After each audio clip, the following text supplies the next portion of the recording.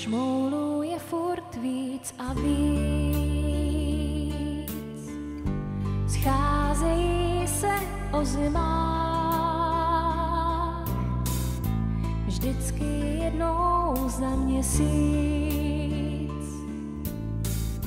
spočítají chléb i hrách. A když jaro už je blíž, chystají se začít sít,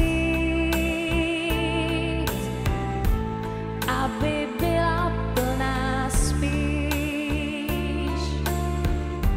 Mráz je v potaz třeba vzít.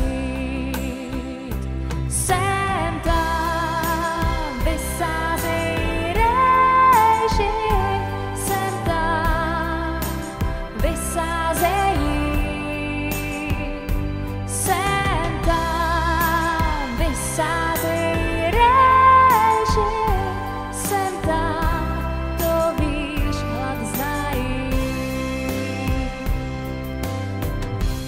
Oni vstávají, lidé spí,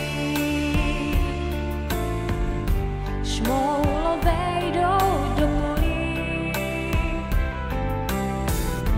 začít musí rychle sít, jak počasí dovolí. Hospodaří šmoulí